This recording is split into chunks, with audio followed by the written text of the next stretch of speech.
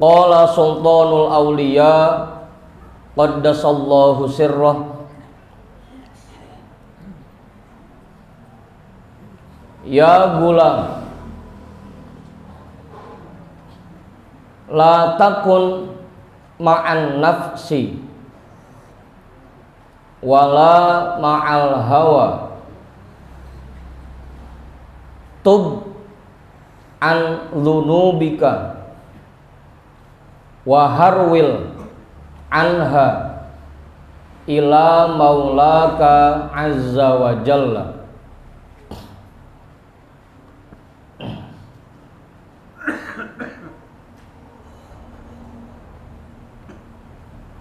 Ya gulam, wahai anak-anakku tercinta,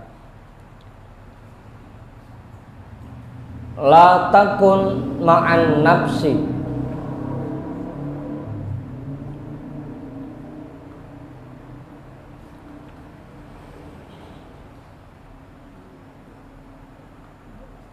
jangan merasa nyaman bersama nafsu, wala ma'al hawa, jangan juga merasa nyaman bersama keinginanmu. Tub an dzunubika, bertaubatlah dari dosa-dosamu. Waharwil anha, dan berpindahlah darinya ila maulaka azza wa jalla, kepada Tuhanmu azza wa jalla.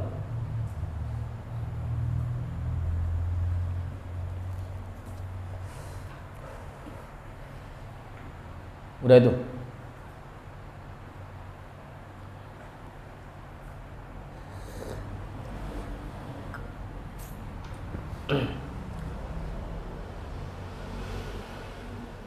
Udah mama tak jelas itu. Karena lagi-lagi kita ini dalam menjalani kehidupan, tugas kita kemarin bahasannya untuk jihad, baik itu jihad zohir maupun jihad batin. Kemarin begitu saja.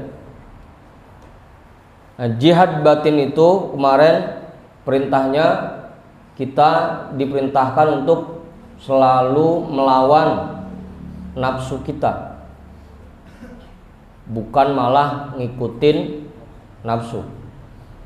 Kita diperintah untuk mengendalikan nafsu kita, bukan malah nurutin kepengenan nafsu. Itu tugas kita sebenarnya untuk jihad, melawan nafsu dan keinginan nafsu.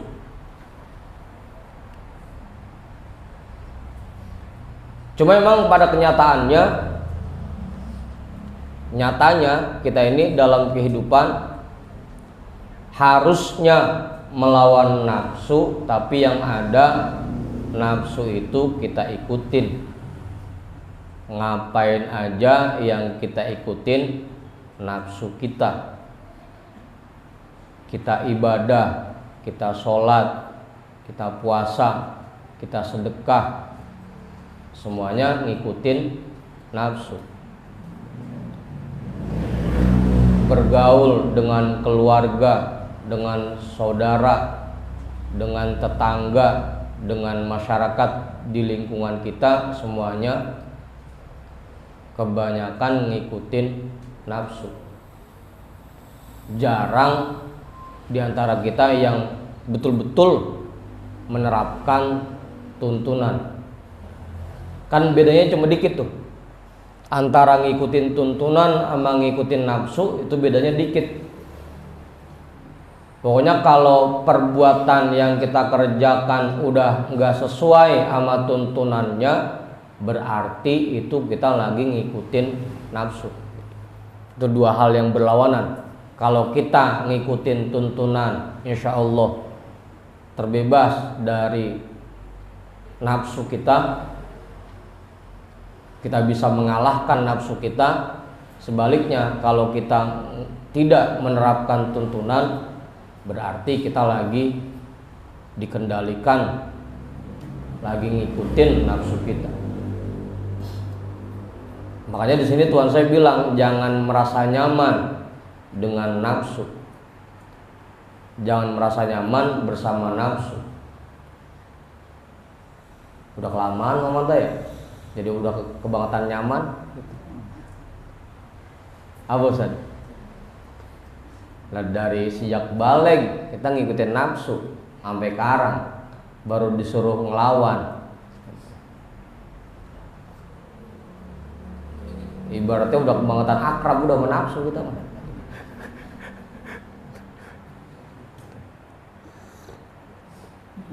Ngapain aja yang kita ikutin nafsu kita dan kepengenan kita. Bahkan dalam hal ibadah sekalipun. Padahal itu merupakan dosa besar. Padahal ngikutin nafsu itu termasuk dosa. Ya gimana? Gimana nggak dosa? Allah perintahin kita ngelawan nafsu, tapi kita malah ngikutin nafsu. Berarti secara tidak langsung kita melanggar perintah Allah. Gitu. Allah nyuruhnya kita ngendaliin nafsu, ini malah nurutin apa maunya. Makanya itu termasuk dosa. Kalau kita ngikutin nafsu, ngikutin kepengenan kita dan meninggalkan tuntunan, masuknya dosa. Meskipun kelihatannya lagi ngerjain ibadah. Meskipun kelihatannya lagi ngerjain ibadah.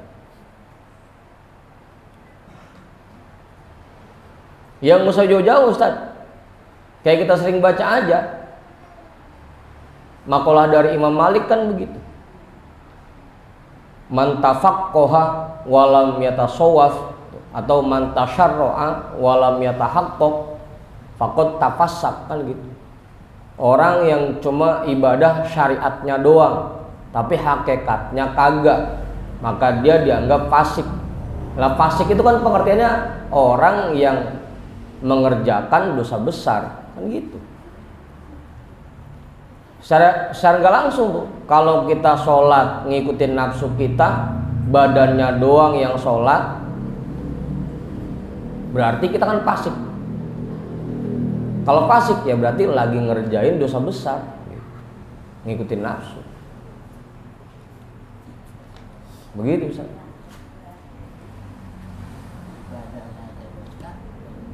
Makanya kan habis sholat kita diajarin istighfar. Karena kita tahu barusan kita habis ngerjain dosa kan gitu. Maka kita istighfar habis sholat. Astagfirullahalazim gitu. Ya Allah, saya mohon ampun atas dosa yang barusan saya kerjain. Habis sholat istighfar, makanya kan gitu. Apa murid? Sampai 3 kali kan istighfarnya. Istighfar yang pertama buat mohon ampun atas sholat kita.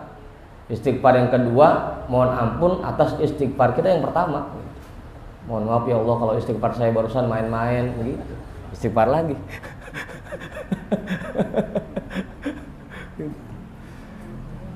Hah?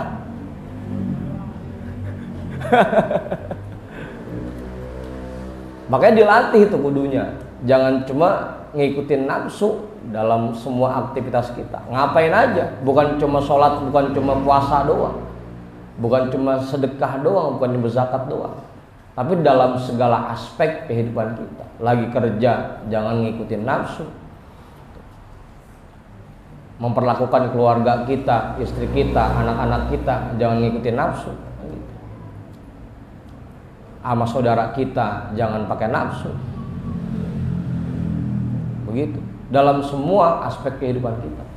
Jangan sampai kita merasa nyaman bersama nafsu, sehingga akhirnya kita dikendalikan oleh nafsu kita. Dan itu termasuk dosa besar. Jangan merasa nyaman. Belajar, makanya kita kan udah dikasih tahu tuntunannya. Terapin tuntunan itu.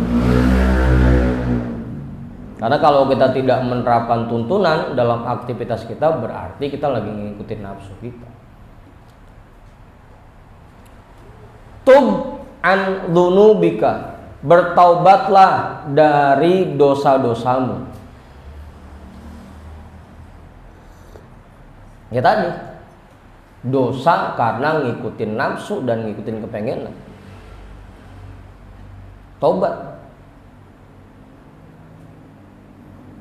Dan berpindahlah darinya kepada Tuhanmu Azza wa Jalla.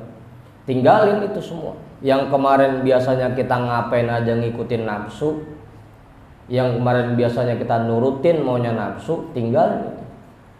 Mulai dalam semua aktivitas kita terapkan tuntunan. Berpindah dari kebiasaan kita yang masih dianggap dosa. Berpindah dari situ. Jangan anteng. Jelas sudah. Kiai namain enggak Kiai? Abangnya kali? Kiai asli? Enggak, cukup. Idza tubta falyatub zahiruka wa batinuka. Apabila kamu bertaubat, maka bertaubatlah dengan zahirmu dan batinmu. Maka bertaubatlah zahirmu dan batinmu. Dua-duanya tuh kudu taubat.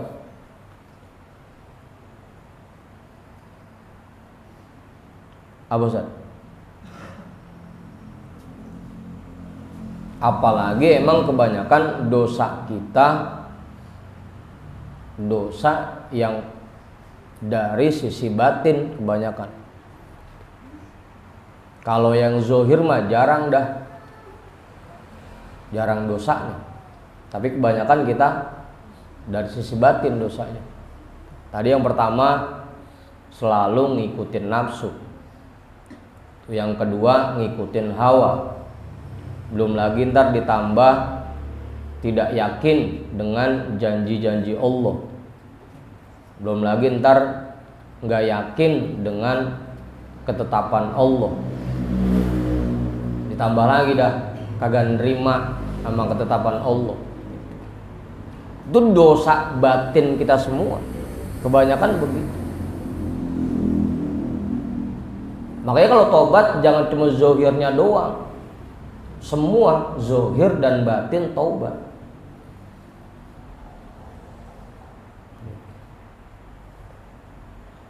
Badan kita hentikan dari perbuatan maksiat, batinnya kita perbaiki.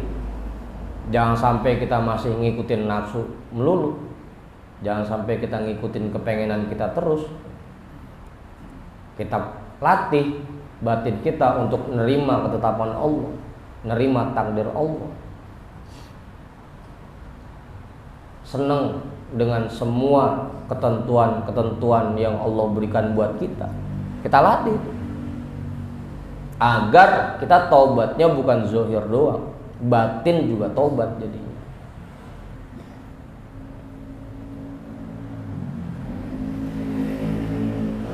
Apalagi emang kebanyakan kita mah jangankan sampai ke batin taubatnya, zohir aja belum kan gitu. Dari itu. Nah kita istighfar doang, baca istighfar, tapi kerjanya masih tetap aja begono. Apa Ustaz? Ini zohirnya doang, mulutnya doang taubat, istighfar gitu. Tapi perbuatannya tetap aja. Sama bini ya tetap begono, bini sama laki ya tetap begono. sama temen ya bugono, belum taubat zahirnya.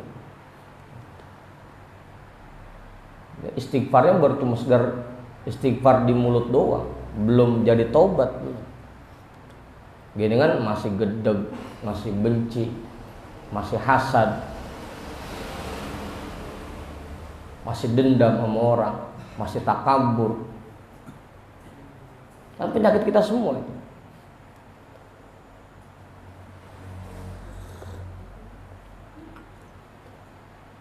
Bertobatlah zahirmu dan batin.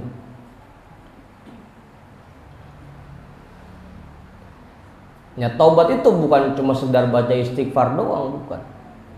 Tapi caranya 3 taubat. 3 kan saja. Ada 3 taubat itu. Yang pertama, menyesali perbuatan buruk yang kita lakukan.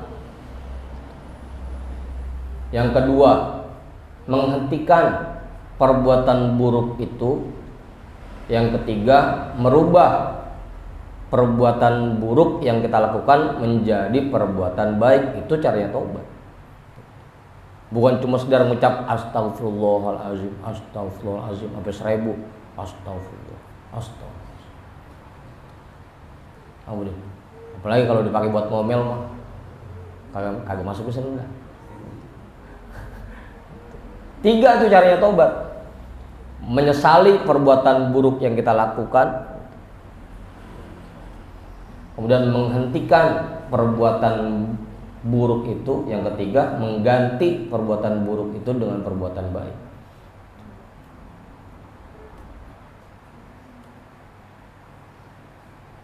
Udah? Hah? Nyeselnya kagak sadar ya? Kagak sadar itu dosa gitu.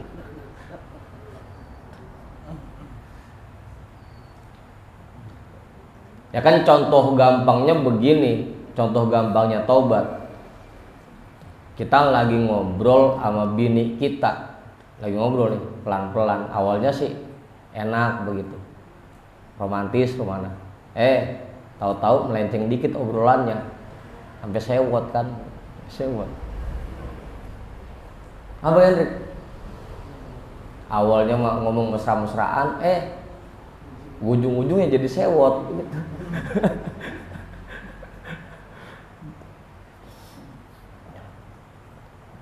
Kita sadar itu salah ini kita ya, jadi sewot. Kita hentikan dah. Habis kita hentikan, kita ganti dengan kebaikan. Dan nih duit 200 sono jajan gitu. Hah? Lah emang ada itu orang dalam?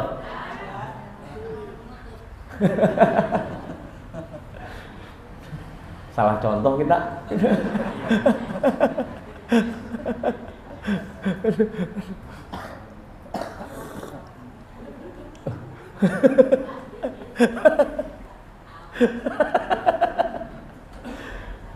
Udah tuh.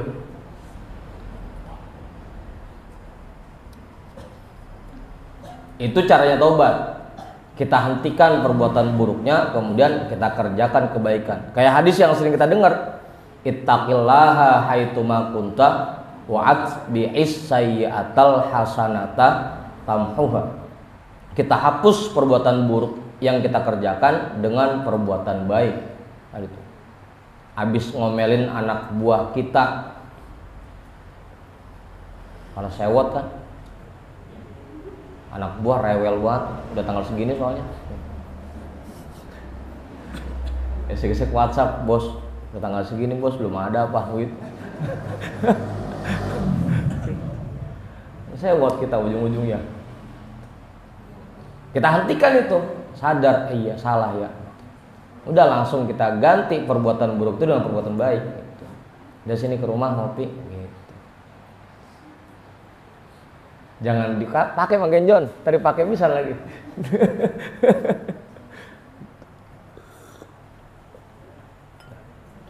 Itu cara taubat tuh, menyesali perbuatan buruk kita, menghentikan perbuatan buruk itu dan menggantinya dengan perbuatan baik. Itu cara taubat.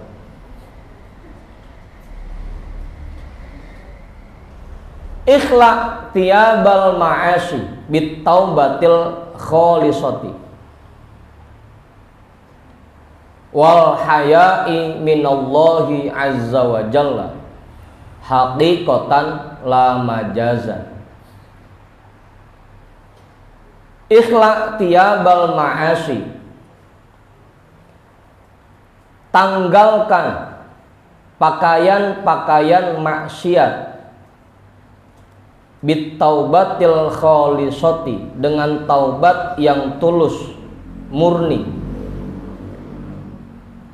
wal haya'i minallahi azza wa jalla, dan rasa malu dari Allah azza wa jalla. Tanggalkan pakaian-pakaian maksiat dengan cara taubat yang murni dan dengan merasa malu dari Allah azza wa jalla. Haqiqatan la majazan, secara hakiki, bukan majazi.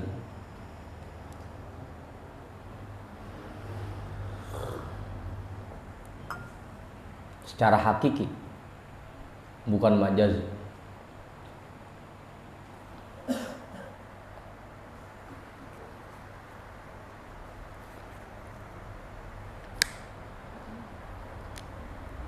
Apaan, Bang Budin?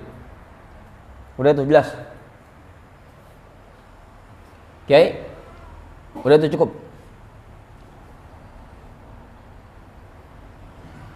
Ya caranya nggak lain tadi itu. Kita hentikan perbuatan maksiat kita. Yang kemarin-kemarin biasanya kita ngikutin nafsu, hentikan itu.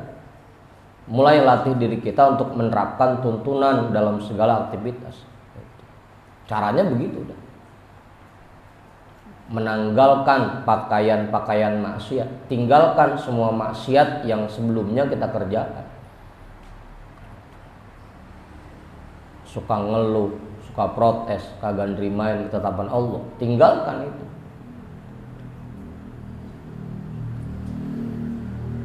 Latih diri kita untuk bisa menerima ketetapan Allah. Itu cara taubatnya begitu. Hakikatan la majazan, secara hakiki, bukan majazi.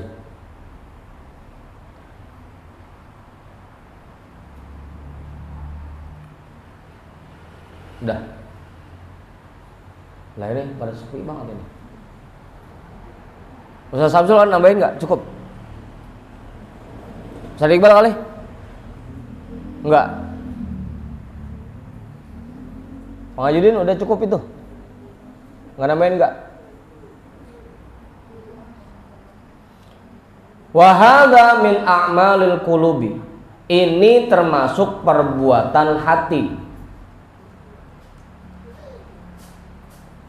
Ba'da taharatil jawarihi bi a'mali syar'i. Setelah mensucikan anggota badan dengan perbuatan-perbuatan syarak.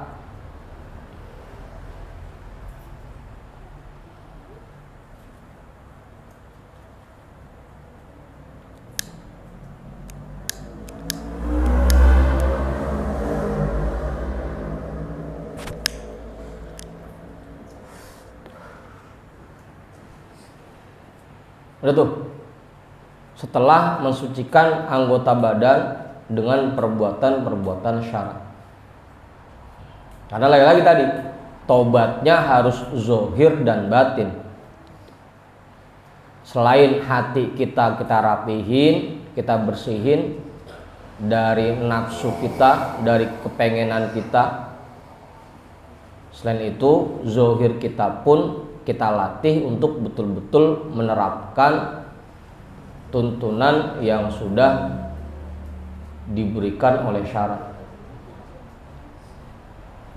Latih.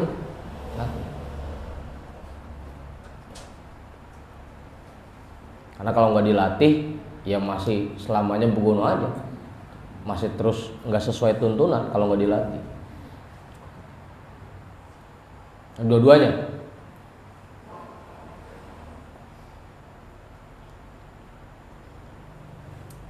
Zuhir dan batin taubatnya. Al-qalabu lahu amalun wal qalbu lahu amalun. Badan punya kerjaannya sendiri dan hati pun punya perbuatannya sendiri. Ada tugasnya masing-masing.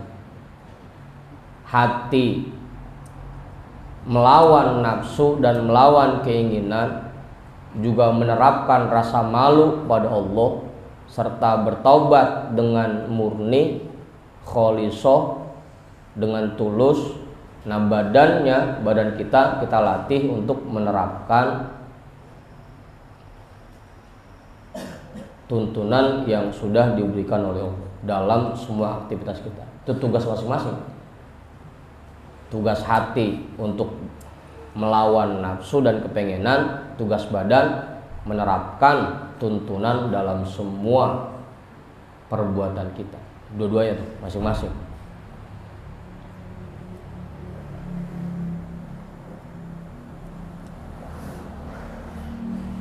Udah tuh, jelas Ustaz. Biar katanya kita baca istighfar 1000, 10.000, kita ngakunya tobat, mandi tobat, sholat tobat, segala macam. Kalau perbuatan zohir kita belum kita rapihin, berarti kita belum tergolong taubat.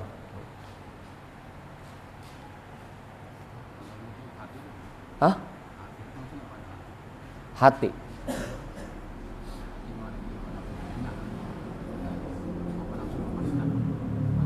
Lain kayak ini nafsu yang di sini, nafsu yang suka ngajak kita ngerjain keburukan, nafsunya maksudnya. Ya kan hati kita itu kan di dalamnya terdapat dua kerajaan besar. Ada kerajaan Allah, ada kerajaan iblis. Kerajaan Allah itu pasukannya akal, kerajaan iblis itu pasukannya nafsu. Akal kita ngajak kita kepada kebaikan, sedangkan nafsu ngajak kita ngerjain keburukan. Itu adanya di hati.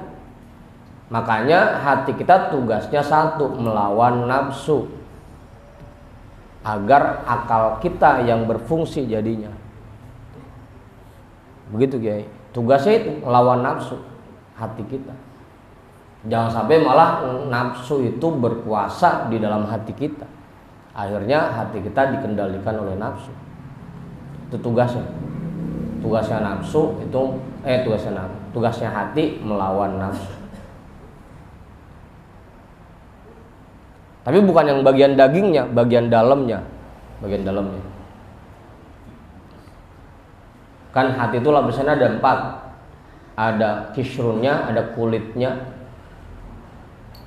ada kolbunnya, itu bagian dalamnya dari kulit itu. Yang ketiga ada fuad.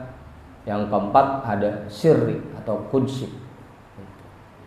Ada sirrinya, ada lubunnya, intinya hati.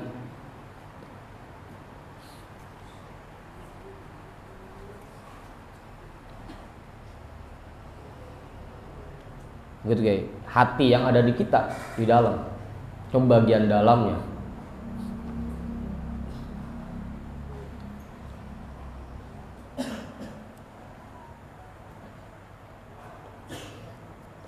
Udah itu, Pak Guru, amin Pak Guru, cukup. Gimana guys, cukup?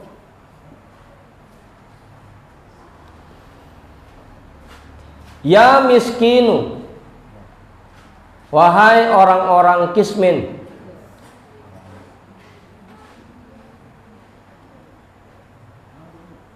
Hah? Di kitab apa? Miskin amal, miskin bekal buat akhirat, bukan miskin harta, bukan. Kalau miskin harta memang rata-rata.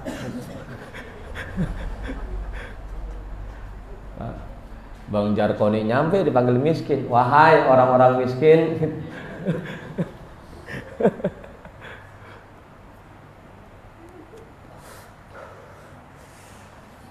Ibki ala nafsika menangislah atas dirimu, tangisilah dirimu.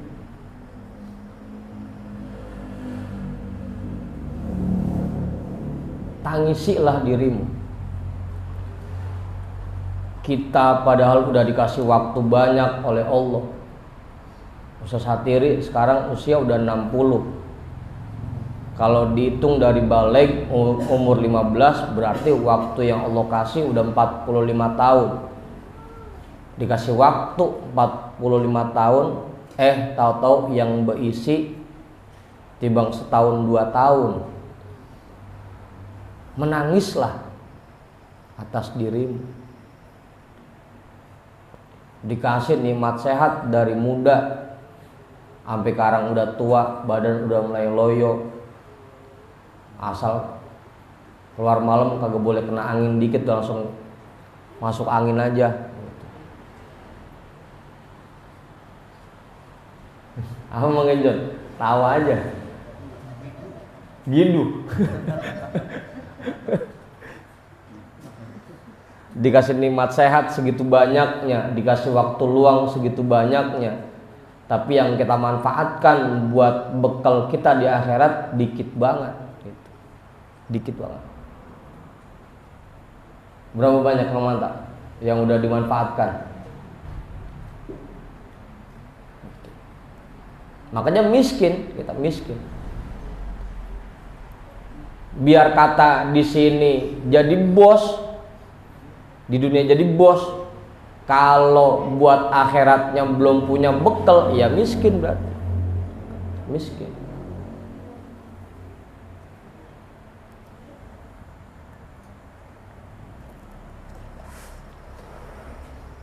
Tangisi dirimu.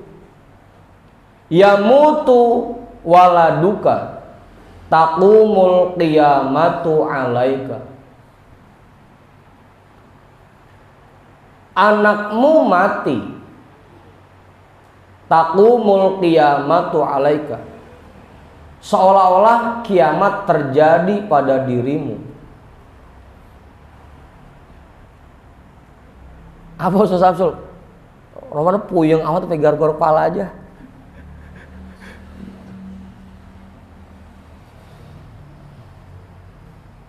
Kenapa Ustaz? Hah? Ini maksudnya kiasan ya. Kadang kita ini kalau kehilangan sesuatu yang menurut kita bernilai, berharga, itu kayak kiamat udah, kelimpungan, puyeng. Jangankan sampai anak, HP dah, kelupaan, ketinggalan, itu sampai kelimpungan, itu puyeng, mana HP-nya, sampai dituturin kemana aja. Hah? Titipan. Seolah-olah terjadi kiamat kalau kehilangan sesuatu, kayak udah mau mati rasanya, udah kagak enak ngapa-ngapain. Ya mutu waladuka taqumul qiyamatu alaika.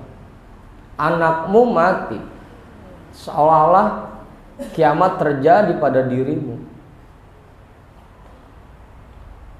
Lebaran begini kan, duit belum punya, baju belum kebeli, kue belum bikin, itu kelimpungannya luar biasa.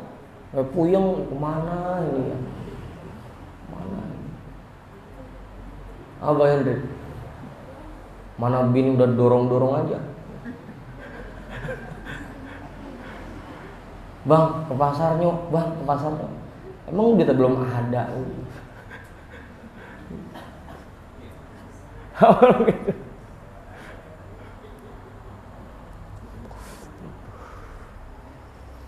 Sampai kelimpungan, kebingungan.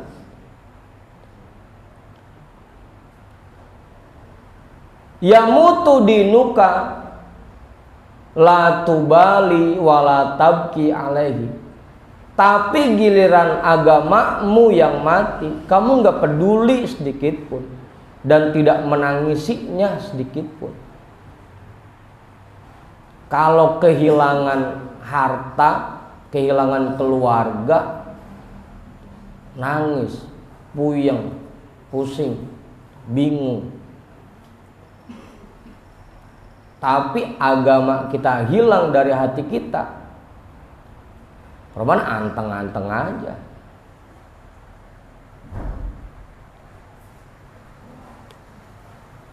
Udah tuh.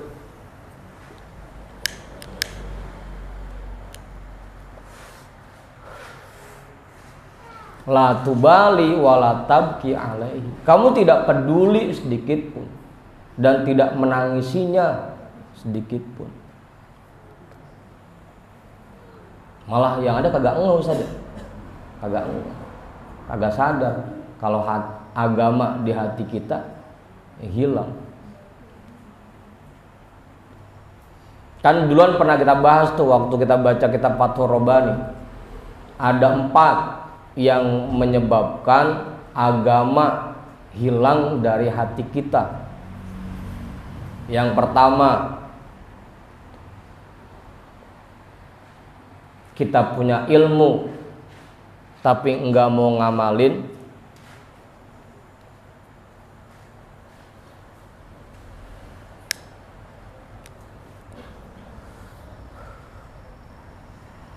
Yang kedua, kita ngamalin sesuatu tanpa berdasarkan ilmu. Yang ketiga, kita tahu kita belum punya ilmu tapi enggak mau belajar. Yang keempat, udahnya kita enggak mau belajar, pakai ngelarang orang lain, pakai ngajak-ngajak orang lain buat enggak ngaji. Itu penyebab hilangnya agama dari diri kita. Yang pertama, punya ilmu kita enggak amalin, kita enggak pakai di kehidupan kita. Yang kedua, kita ngerjain apa aja, ngerjain sesuatu tidak berdasarkan ilmu. Yang ketiga, kita tahu kita belum punya ilmu tapi enggak mau belajar. Yang terakhir, begitu ada orang yang pengen belajar, kita ajakin bolos mulu, ngelarang orang untuk belajar. Bang makan, udah apa aja pakai ngaji, sini ngopi aja sama gua gitu. Oh, betul.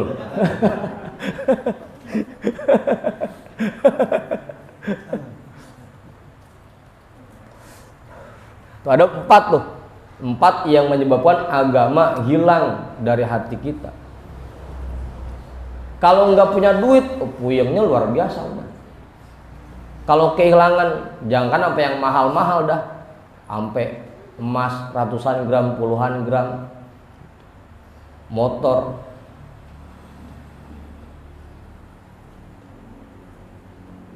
HP, sampai timbang kehilangan duit 100.000 aja, puyengnya bukan main.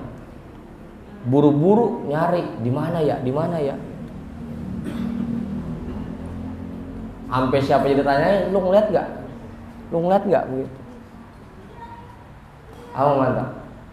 Tapi agama kita hilang dari hati, kagak ngeh pisan, nggak peduli sama sekali.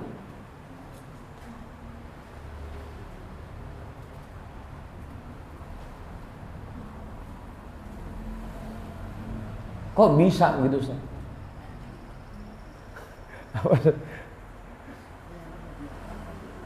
Enggak punya apa-apa, kagak enak juga.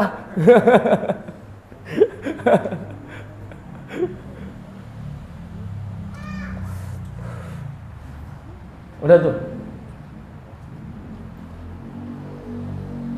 kebanyakan kita begitu. Al malaikatul muwakkaluna bika yabkuna alaika lima yarawna min khusronika fi bido'ati dinika. Al malaikatul muwakkaluna bika, malaikat yang ditugaskan untuk mendampingimu. Yabkuna alaika, mereka menangisi dirimu. Cuma sayangnya kita nggak denger. Abang Didi, ada yang nangis pendamping kita bini, nangis mulu kerjaannya. Udah malaman dua-dua soalnya.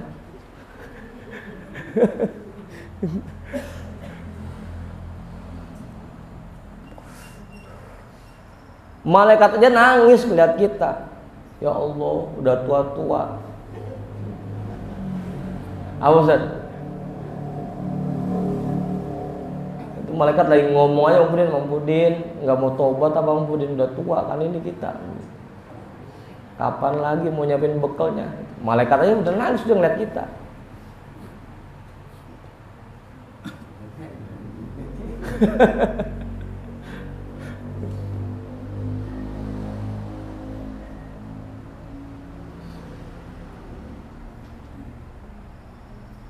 Lima yarawna min khusronika, berdasarkan apa yang mereka lihat, min khusronika, dari kerugianmu, fi bido'ati dinika, dalam dagangan agamamu. Bidoah itu dagangan Ustaz.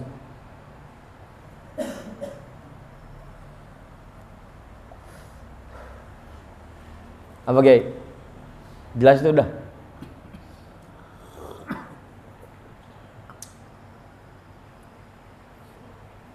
Rugi kita soalnya.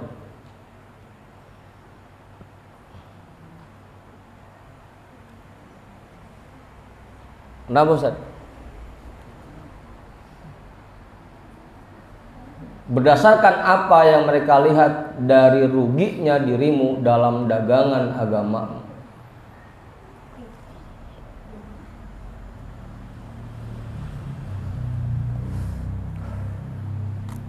Lah, tanya lah ini. Ustaz, udah jelas itu. Abang Didik? Hah? Lah iya. Kita kan lagi dagang ini. Lagi dagang. Akhirat kita jual-jualin buat dapetin dunia, kan lagi dagang. Rugi itu padahal dagangan kita. Agama kita korbankan buat bisa senang-senang di dunia. Kan rugi itu, hitungan dagang mah. Lah agama ditukar sama kesenangan. Kesenangan yang enggak ada nilainya, cuma sementara. Buat dapetin itu kita sampai mengorbankan agama kita. Kita barter dengan agama kita, rugi. Akhirat kenikmatan yang abadi, kebahagiaan yang abadi, kita barter, kita jual, kita ganti pakai kesenangan dunia yang sementara, rugi kan? Itu malaikat nangis ngeliat itu. Bisa-bisanya kita ngorbanin akhirat buat meraih kesenangan di dunia, kok bisa-bisanya?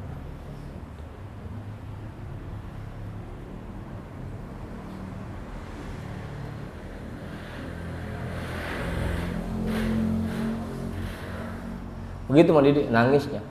Jualan agamanya begitu maksudnya.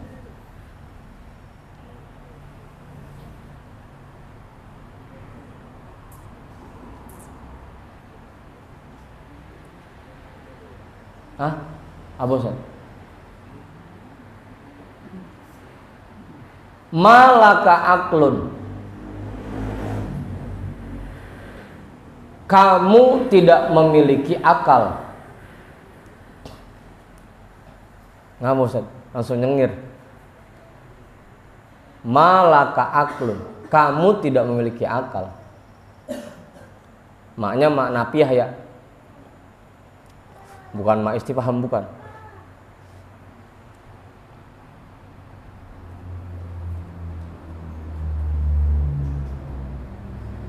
Kamu tidak memiliki akal.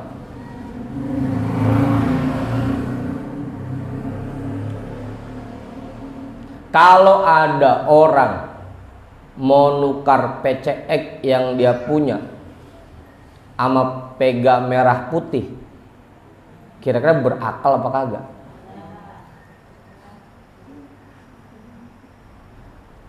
Hah? Apa Bang Husni?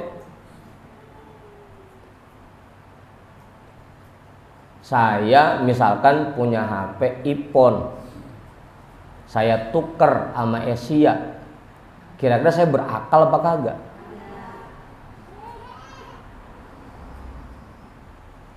Pudin.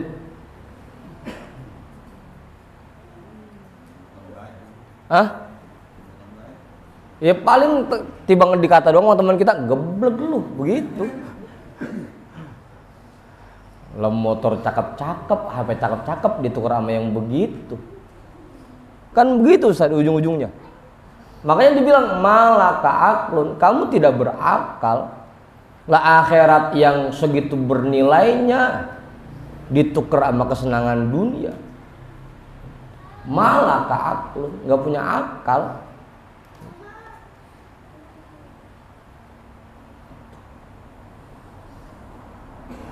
Begitu Ustaz. Laukana laka aklun bakaita ala dihabidinika. Kalau memang kamu punya akal, pasti kamu menangis ketika agamamu hilang. Ini mah kagak. Sholat nggak sesuai tuntunan, puasa nggak sesuai tuntunan, sedekah nggak sesuai tuntunan, bergaul sama masyarakat nggak sesuai tuntunan, anteng-anteng aja. Kali ngerasa nyesel, kali ngerasa sedih, kagak.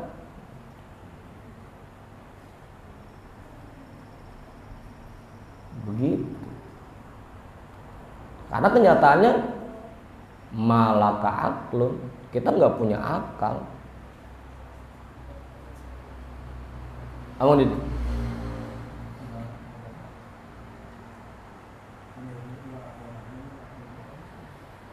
Lah iya kan kita sering dengar.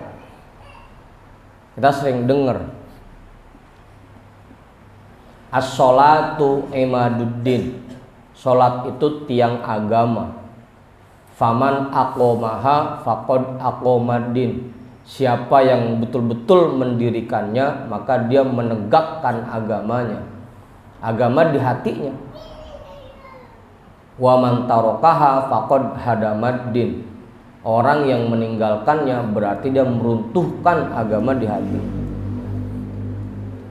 Ujung-ujungnya jadinya padahal kita ngaku Islam, ngaku beriman, tapi lagunya kayak orang enggak beriman, kayak bukan orang Islam jadinya. Karena agamanya cuma di luar doang, cuma di mulut doang, tapi di hatinya agamanya sudah hilang. Begitu Mang Didi. Agama yang ada di hati kita, bukan yang di mana-mana, bukan.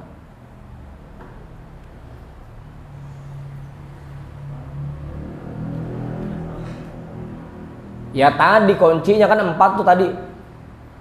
Yang bikin agama kita hilang kan ada 4. Yang pertama, kita tidak mengamalkan ilmu. Kedua, ketika melakukan sesuatu tidak berdasarkan ilmu. Rubah itu 4-4-nya. Berarti besok-besok ilmu yang kita dapat, kita belajar terapin pelan-pelan dalam kehidupan kita. Tuntunan yang sudah diajarkan kita pakai dalam kehidupan kita. Semua perbuatan yang kita lakukan harus berdasarkan ilmu dan tuntunannya. Gitu Mang Didi. Kalau emang rasanya kita masih kurang ilmu kita, ya cari, kan gitu. Yang ketiga, kita tahu kita nggak punya ilmu tapi nggak mau belajar, nggak mau ngaji. Kita sadar kita nggak punya ilmu, sedikit ilmu kita, ya belajar lagi, ngaji lagi, agar agama di hati kita nggak hilang. Yang keempat, jangan sampai ada orang mau ngaji kita alang-alangin. Kalau bisa mah kita yang nyamper. Ayo kita berangkat ngopi kan di majelis ngopinya. Kita berangkat ngaji. Ayo jangan sampai malah kita alang-alangin orang mau ngaji. Begitu Mang Didi. Itu 4 itu. Karena 4 itu yang bikin agama kita hilang dari hati kita. ilmu yang kita punya kita nggak pakai, sekalinya ngerjain sesuatu tidak berdasarkan ilmu, kita tahu kita belum punya ilmu nggak mau belajar, sekalinya ada yang mau belajar kita halang-halangin, itu yang bikin agama kita hilang. 4 hal itu dirubah kebalikannya. Kalau pengen agama kita makin kuat di hati, yang pertama ilmu yang sudah kita dapat terapkan dalam kehidupan. Semua yang kita kerjakan harus mengikuti, harus sesuai dengan tuntunan. Kalau rasanya ilmu kita masih kurang, kita belum tahu tuntunan yang kita kerjakan, cari ilmunya. Ya, jangan sampai kita ngalangin orang yang mau ngaji. Itu tuh caranya. Dulu ya, waktu kita bahas kitab Fathur Rabbani begitu. Ada 4. Sudah, mendidik.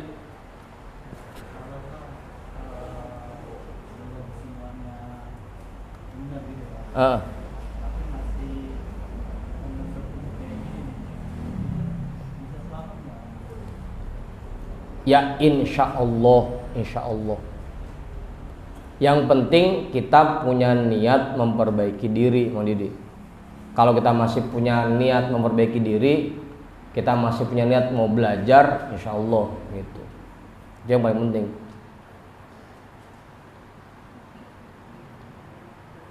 Itu udah bagus sudah.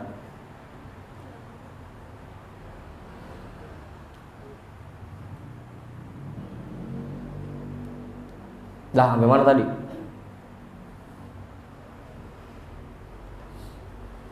Ma'aka ra'su malin wa anta la tattajiru bihi.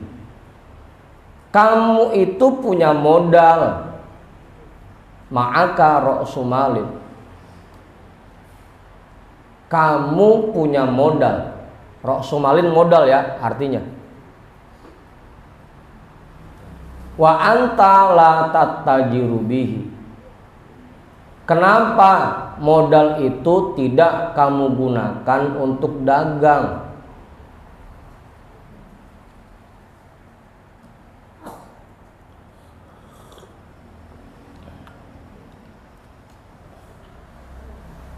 Lah modal udah dikasih, tinggal make doang. Masih kagak mau mulai-mulain juga.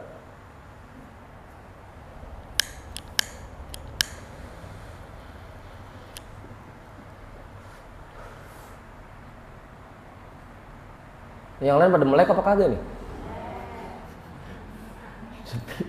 Sepi banget. Itu. Kamu punya modal, tapi kenapa kamu tidak mau mulai dagang? Hadal aqlu wal haya'u huma ra'sul mali. Akal yang Allah berikan ini serta rasa malu yang Allah titipkan ke hati kita, dua-duanya modal kamu. Dua-duanya modal kita tuh. Allah kasih akal buat kita, dikasih sifat malu, itu modal kita. Akal biar kita bisa mengerjakan perintah Allah sesuai tuntunan. Itu akal. Malu kepada Allah agar kita bisa meninggalkan apa yang Allah larang gitu. Dua-duanya modal kita tuh. Buat ngerjain perintah Allah dikasih modalnya akal. Buat ninggalin maksiat, ninggalin larangan Allah dikasih modalnya malu. Begitu mau maksiat, malu dilihat sama Allah, malu didengar sama Allah, malu dipantau sama Allah. Sifat malu tuh dikasih modalnya. Akalnya dikasih buat mengerjakan perintah. Sifat malunya dikasih biar kita ninggalin apa yang dilarang. Dua-duanya modal kita. Wa anta ma tuhsinu antat tajiro bihima. Kenapa kamu tidak bisa memanfaatkan kedua hal itu untuk berdagang, untuk nyari keuntungan? untuk nyari bekal di akhirat kita. Kenapa? Modal udah dikasih, tapi kenapa kita nggak mau dagang, kemudian kenapa kita nggak manfaatkan dua modal itu untuk bisa selamat di akhirat, untuk bisa nyiapin bekal di akhirat, untuk meraih kebahagiaan di akhirat? Kenapa?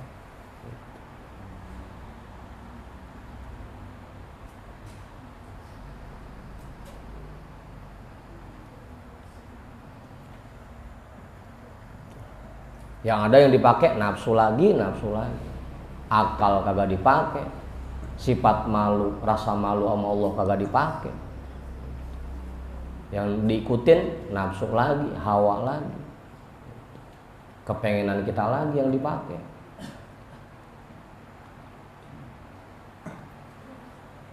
Manfaatin itu, kalau dikasih modal manfaatin.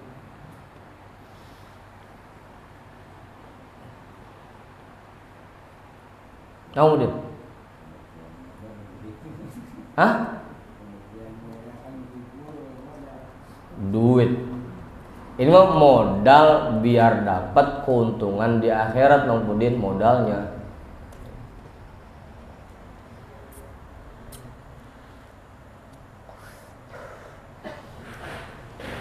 Kita aja misalkan dikasih modal sama teman kita, nih gue modalin nih buat dagang, buat usaha. Tahu-tahu udah 3 bulan belum ada laporannya. Kan ditanyain, yang modal yang kemarin gue kasih mana? Mana usahanya? Dagang apa? Kan begitu. Ditanyain pasti kan.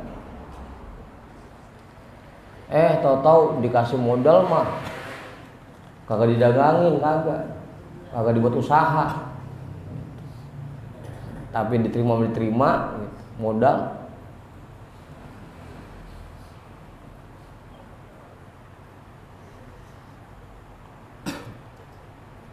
Marah kita kalau kita modalin temen, tahu modalnya kagak dimanfaatin, marah kita. Gimana sih dikasih modal bukan yang mulai usaha, malah dipakai buat seneng-seneng, marah kita.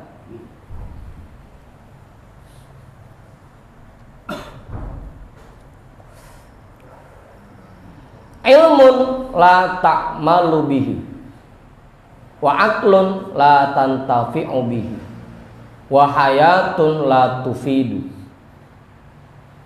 Dikasih modal ilmu tidak kamu amalkan,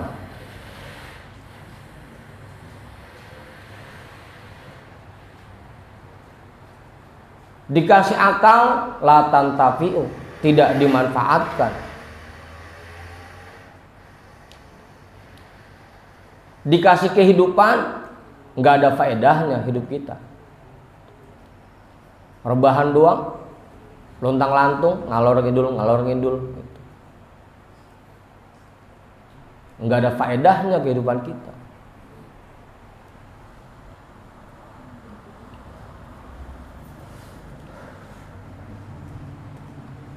Ustaz, itu ntar ditanyain semua. Nah dulu modal yang dikasih dikemanain? Kan udah dikasih modal ilmu, kan udah dikasih modal akal, udah dikasih modal kehidupan, udah dikasih modal sehat, waktu luang udah dikasih modalnya. Itu pada diapain? Dipakai apa kagak? Kan gitu.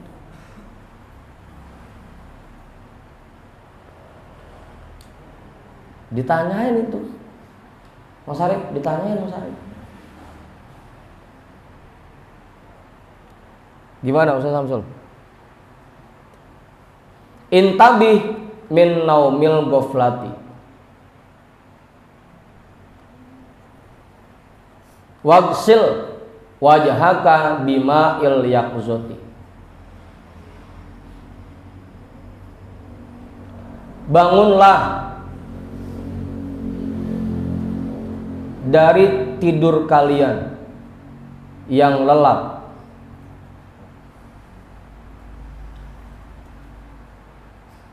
basuhlah wajah kalian dengan air kesadaran. Ayo yang ngantuk cuci muka.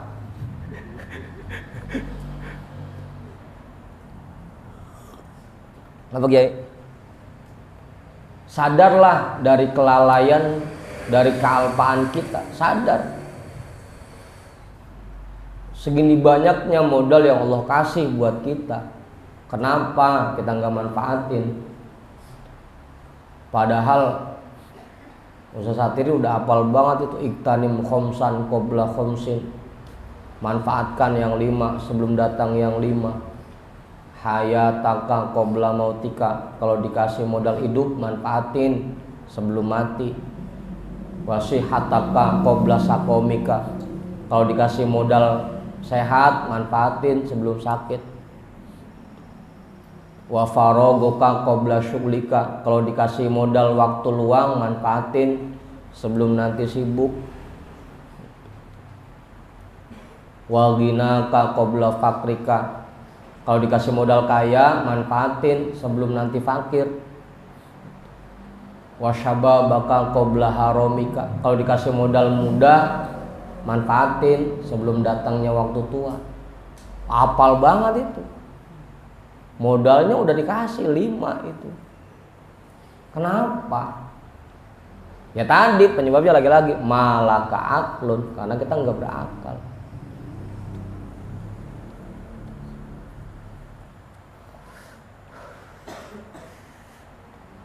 Karena kita nggak ngeh sama agama kita. Itu masalahnya.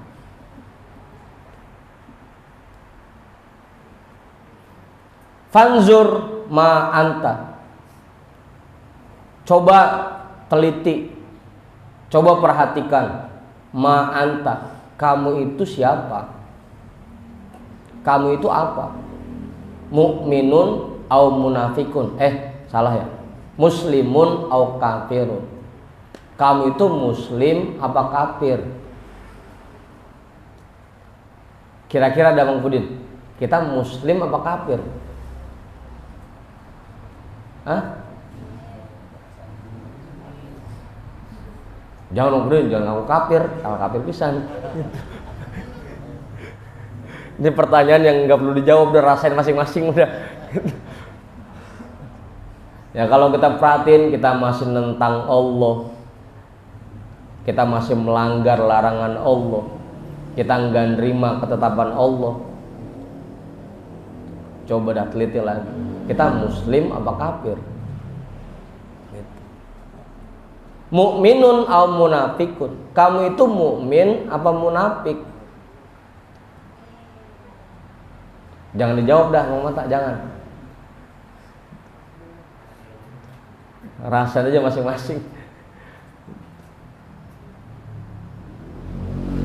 Muwahhidun au musyrikun. Kamu itu bertauhid atau masih musyrik?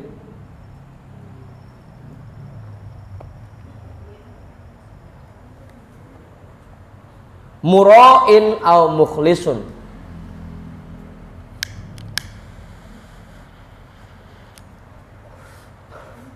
Kamu itu tukang ria apa orang yang ikhlas? Perhatiin dah. Ini penyakit kita semua ini. Kira-kira apa mantap? Muslim apa kafir? Mukmin apa munafik? Bertauhid apa masih musyrik? Masih suka ria atau udah ikhlas? Ya silakan dah periksa masing-masing, longok hati kita, periksa hati kita. Kita masih ada di mana itu? Dororu hadza wa manfaatuhu aidani ilaika. Bahaya dari ini semua dan manfaatnya aidani ilaika, pasti akan kembali kepadamu.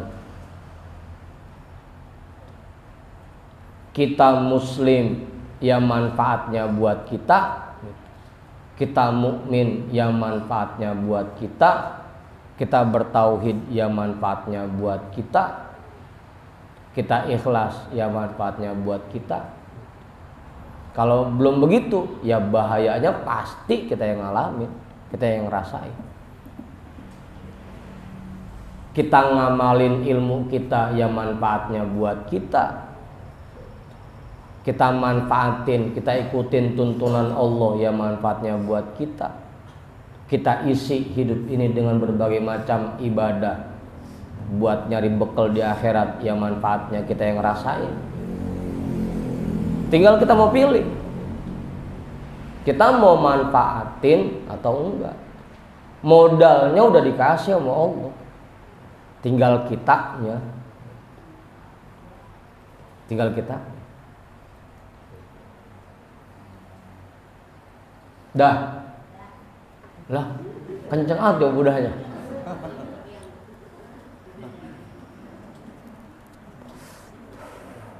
Udah tuh, lagi-lagi Allah udah ngasih bekal begitu banyaknya buat kita. Sayang kalau modal yang Allah kasih ini kita nggak manfaatin, sayang. Lah teman udah nawarin aja, lu mau buka kios di mana? Butuh modal berapa? Tinggal ngomong. Apa? Lo lebaran butuh duit berapa? Tinggal ngomong.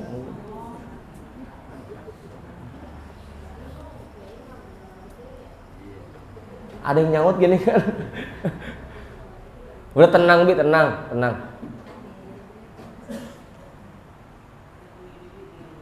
Pokoknya lebaran pasti jadi. Udah tuh. Iya, modal udah dikasih, tinggal kita mau manfaatin apa enggak. Semua tadi tuh 5, hidup dikasih, sehat dikasih, waktu luang dikasih, harta dikasih, tenaga dikasih, akal dikasih, sifat malu dikasih, ilmu dikasih. Tinggal kita manfaatin itu agar kita selamat di akhirat, agar agama kita enggak hilang dari hati kita. Manfaatin. Udah cukup ya? Udah.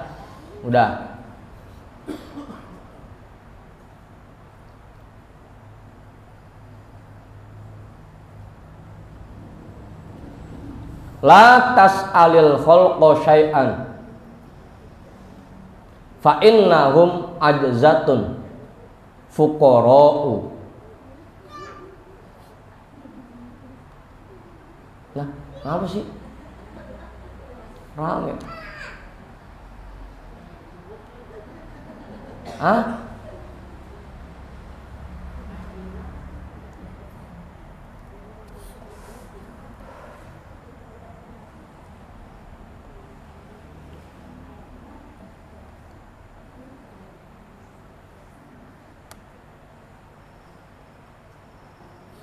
Kita hadiahkan pahala talim kita pada malam hari ini untuk semua orang tua kita dan para guru-guru kita. Dan juga kita mohon pada Allah agar kita semua bisa mengamalkan apa yang baru saja kita pelajari bersama. Ala hadhihi niyyah al-Fatihah. A'udzu billahi minasyaitonir rajim. Bismillahirrahmanirrahim. Alhamdulillahi rabbil alamin arrahmanir rahim maliki yaumiddin iyyaka na'budu wa iyyaka nasta'in ihdinas siratal mustaqim siratal ladzina an'amta 'alaihim ghairil maghdubi 'alaihim waladdallin amin. Wallahu a'lam bissawab walhamdulillahi rabbil alamin.